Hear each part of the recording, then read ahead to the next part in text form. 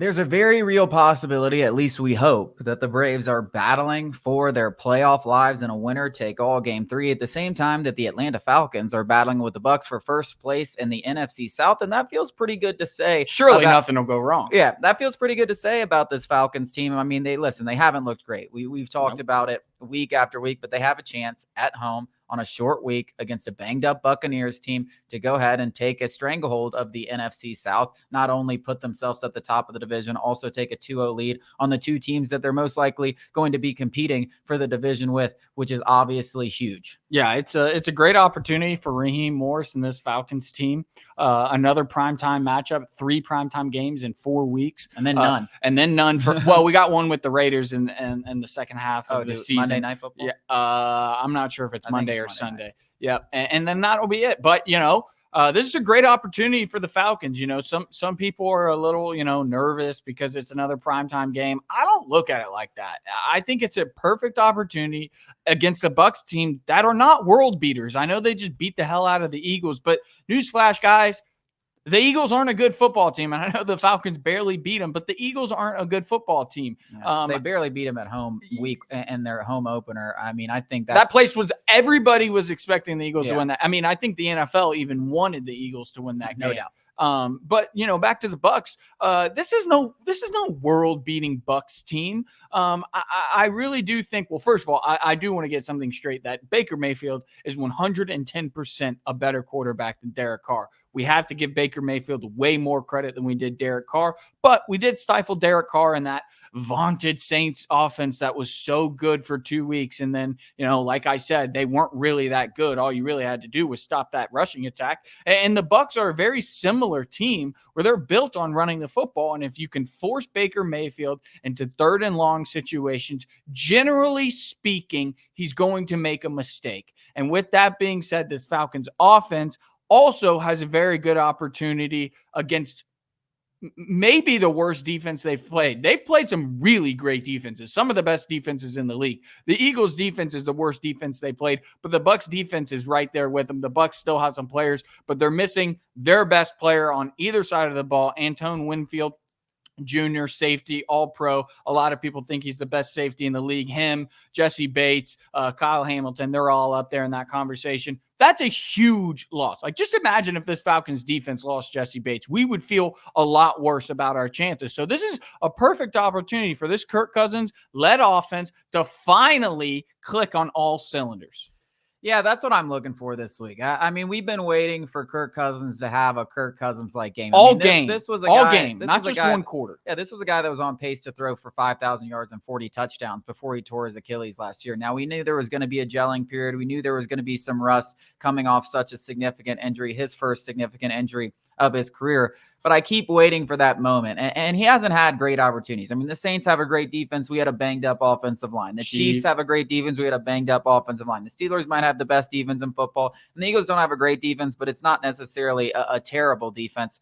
And we saw a little bit of good stuff there when he finally had the opportunity. I think when you look at Winfield being out, the Bucs still have some good players in the secondary, but I think the Falcons will be able to take advantage, particularly if they can establish the run. And I'm looking at the guy that we've talked about all week. I'm looking at Tyler Algier. This is a Bucs defensive line that has been gashed by the run all season long. And I know we want Bijan Robinson to go out there and have the fantasy day of his life and have 200 yards rushing like we all thought he was going to be when we drafted him 8th overall. But I'm looking at give the ball to Tyler Algier and let him bludgeon that defense for 4 quarters. And I'm not saying I'm not saying don't include Bijan Robinson in that. But listen, hey, I guarantee you, right, Bijan Robinson is going to have a lot more success running the football between the tackles if you send Tyler Algier out there and run him 5 times. Run him 5 times and just beat him like a battering ram. I was going to say, throw him into throw him into the wall that is the Buccaneers. Like, you do that 5 times, and then Bijan Robinson's speed and stuff, like, they actually complement each other very, very well. And it's not a bad thing to have 2 running backs. In fact, it's a very good thing to have 2 running backs in this league. And the Falcons have an opportunity against a bad Bucs defensive line to just bludgeon that group. And that will open up everything for Kirk Cousins. He should feel more comfortable taking the top off the defense without Winfield there. I mean, this is the moment that I'm looking at this offense. I'm looking at Zach Robinson. I'm looking at Kirk Cousins. And I'm like, you got to take advantage of this short week, banged up Bucs team. worst defense you probably played, or the second worst defense, the most gettable defense you've played all season. Like, it's time for you to step up and you win this game, because Baker Mayfield's going to make some plays. He might go out there and throw for 2 touchdowns, 3 touchdowns. Well, you know what's different? The offense needs to win this game. What's different? I want to address both those things. The Bucs defensive line isn't what it used to be. If you're, at the end of the Tom Brady and even the first couple of years of Baker Mayfield, this defense has gotten worse. But they still got this guy who you might see on the TV. He's the largest human being I've ever seen on TV, Vita Vea. We're going to have he's a second string center. I'm looking at Chris Lindstrom and Matthew Bergeron. Matthew Bergeron, one of the few bright spots in Terry Fontenot's draft track record. I'm looking at those two guys, that guard duo, and what they can do in unison against Vita Vea. Because if you let him, Vita Vea will completely wreck your game. And I think we've seen, if the Falcons rushing attack doesn't really get going, there's not much Kirk Cousins can do. And even in that sense, Vita Vea is going to push the pocket back. And you can't let that happen to a guy like Kirk Cousins, who doesn't have the mobility to kind of escape back out of the pocket. He's a step up in the pocket kind of a quarterback passer. So that's something I'm really focusing on.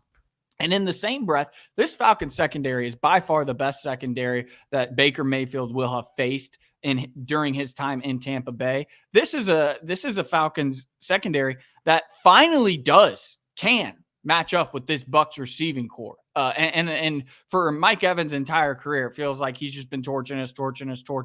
It seriously feels like, and Chris Godwin to a certain extent as well, it finally feels like we've got a secondary that can go toe-to-toe with those guys, which is one of the better receiving cores in the NFL. I'm looking at Jesse Bates. I'm looking at Justin Simmons. Baker Mayfield will make a mistake. Eventually, it's up to us to capitalize on that. So I think, the two focal points is the Falcons secondary versus this receiving core. Hopefully our rushing defense is a little bit better. The Bucs do want to run the football first and foremost. And I'm looking at Vita Vea, the mammoth in the middle of that Bucs defense. If we can neutralize him, I like the chances. I like the chances a lot. Yeah, I mean, I think you made a great point about the Falcons wide receivers. I mean, anybody that's been a Falcons fan for longer than a year knows how much knows how much damage Mike Evans has done. Chris Godwin's also a star, one of the better receiving cores in all of football. And I actually said it against the Chiefs game, talking about Mike Hughes. Now, Mike Hughes has been really good. Yep. D. Alfred's been the guy the teams have really picked on.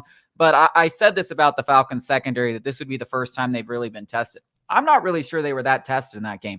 Listen, the Chiefs offense has been very, very bad. Travis Kelce looks like Father Time is starting to catch up to him. Rashee Rice is a good player. Xavier Worthy's a good player, but he's a rookie. Like, they've really struggled to get things going offensively this season. And they're lucky to be 4-0. It's actually shocking. It shows you how good that defense really is. This is going to be by far the biggest test that secondary has faced. And I don't frankly think it's close. I don't think the Chiefs are even on the same level right now as the Bucs are offensively passing the football with Baker Mayfield, Mike Evans, Chris Godwin, and their rushing attack. So this is going to be the first big test. We've been very, very impressed by the Falcons defense, but they've given up a lot of rushing yards. They've led a lot of drives, given up a lot of long drives. Now, they've been able to do the bend but no break. They've been great in the red zone. They've been great on third down. But this is going to be a much different test than they faced all year. So I think when you're talking about things that worry me the most, it's definitely this Bucs offense, because I think it's one of the better units in the league. I think Baker Mayfield's proven to be, if he's not a top 10 quarterback, he's right damn near there. And this wide receiving core is as good as any in football. I don't know how anyone could argue that he's not a top 10 quarterback, at least in this current Especially moment. Right now. Yeah, right now he definitely is.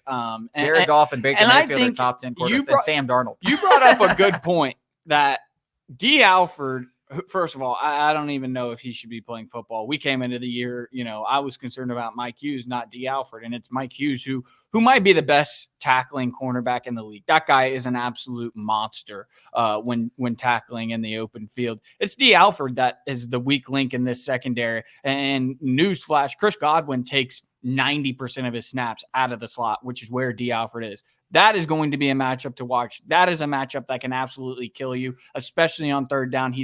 Baker Mayfield's third down guy is Chris Godwin. That's a matchup.